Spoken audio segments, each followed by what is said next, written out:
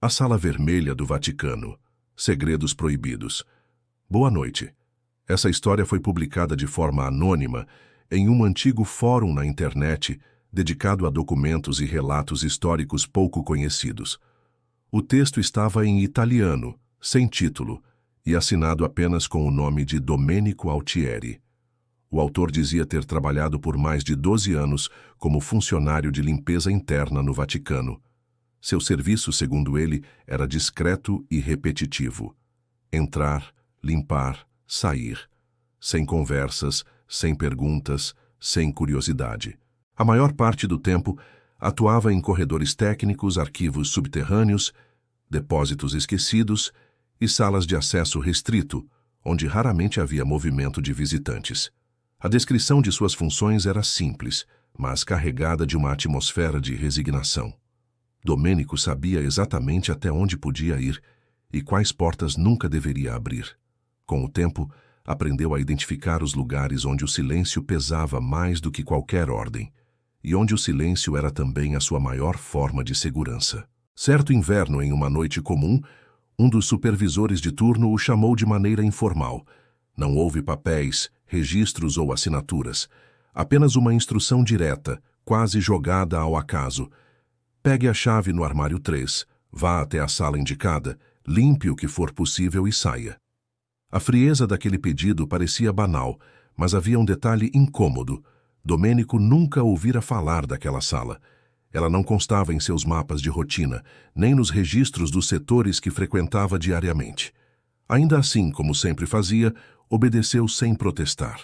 Para chegar até o local, teve de atravessar um corredor lateral raramente utilizado, revestido de pedras úmidas que exalavam um cheiro frio de mofo.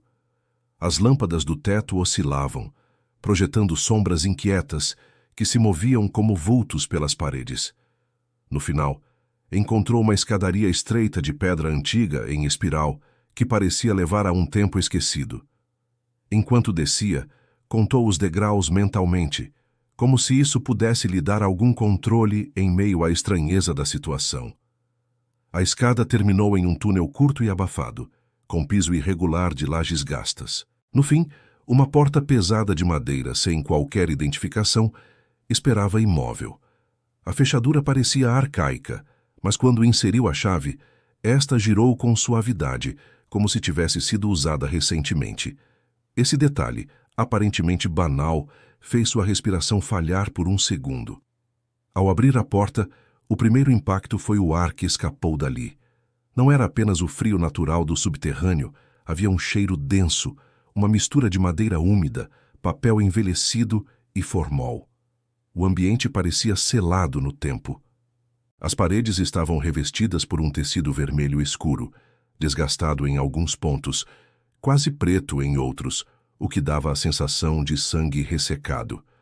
A sala era maior do que ele imaginava. A iluminação era fraca, lançando sombras que se arrastavam pelas bordas.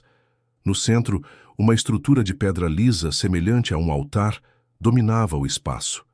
Nas laterais, prateleiras com objetos antigos e uma mesa encostada pareciam reforçar a ideia de um lugar de estudo e não de simples armazenamento. Mas foi algo mais que o paralisou. 5 vitrines de vidro grosso, dispostas em semicírculo diante do altar, reforçadas como se precisassem conter algo perigoso. Dentro de 4 delas, criaturas empalhadas e conservadas, de formas que fugiam a qualquer lógica conhecida.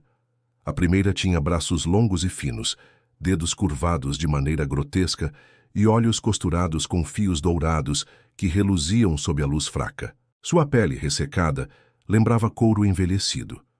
A segunda exibia uma espécie de exoesqueleto, com ossos expostos para fora do corpo e mãos desproporcionais, deformadas em ângulos impossíveis. O simples ato de observá-la causava desconforto físico, como se a mente não conseguisse processar aquela forma. A terceira criatura possuía asas atrofiadas, presas ao tronco, incapazes de se abrir. A pele acinzentada, marcada por costuras em ombros e pescoço, sugeria um trabalho de preservação meticuloso, quase cirúrgico. O rosto, coberto por uma membrana translúcida, escondia olhos fundos e opacos, mas ainda assim transmitia angústia. A quarta vitrine revelava algo mais perturbador: um corpo parcialmente aberto, crânio removido, tórax cortado com precisão clínica. Membros reposicionados, articulações estudadas. Não parecia apenas uma exibição. Era um experimento. Mas foi a quinta vitrine que mais o assombrou. Estava vazia. Nenhum resquício, nenhum traço de poeira ou sinal de que algo já estivera lá.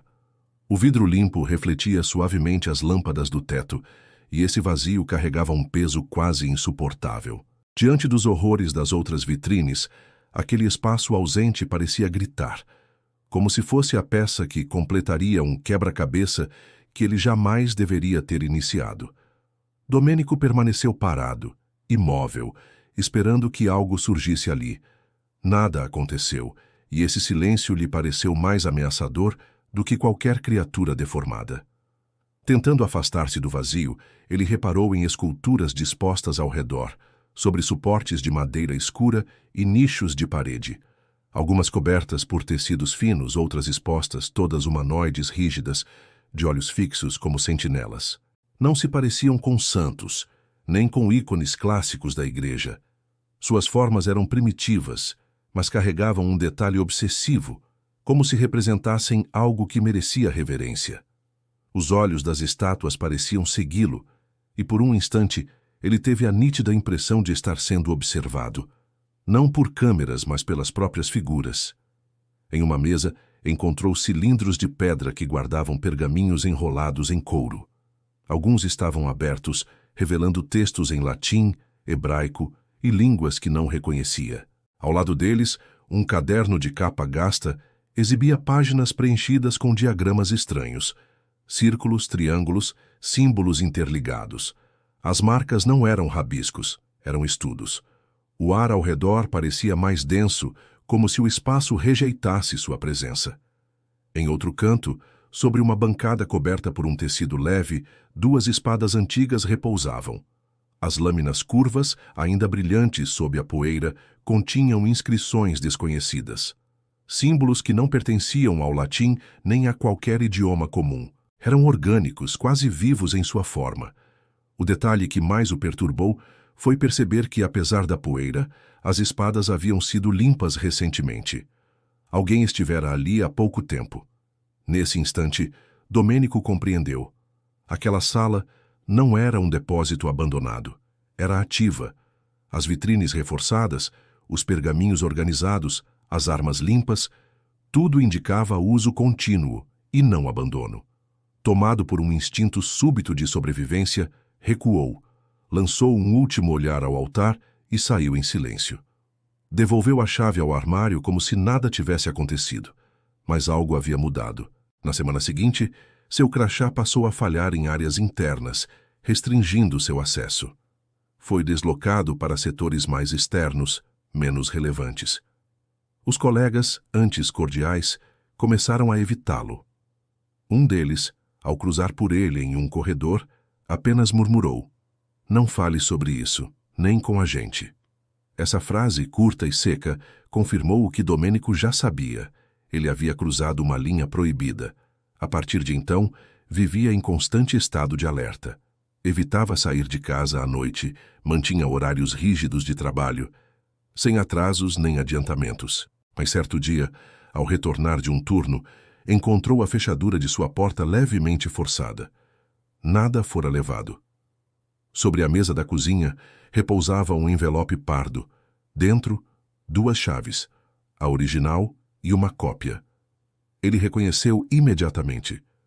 Era a chave da sala vermelha. Não havia bilhete. Apenas o silêncio de quem observava seus passos. Domênico não retornou à sala. Guardou as chaves em uma gaveta e começou a escrever. Página após página, descreveu em detalhes tudo o que viu.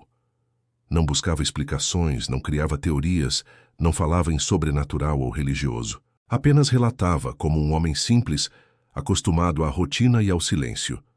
Seus cadernos eram mais do que memórias, eram a única forma de lidar com o incompreensível. Pouco tempo depois, aposentou-se. Deixou Roma e mudou-se para uma pequena vila em Abruzzo. Viveu discretamente, cuidando de um jardim, lendo em silêncio, evitando vínculos. Para os vizinhos, era apenas um senhor reservado.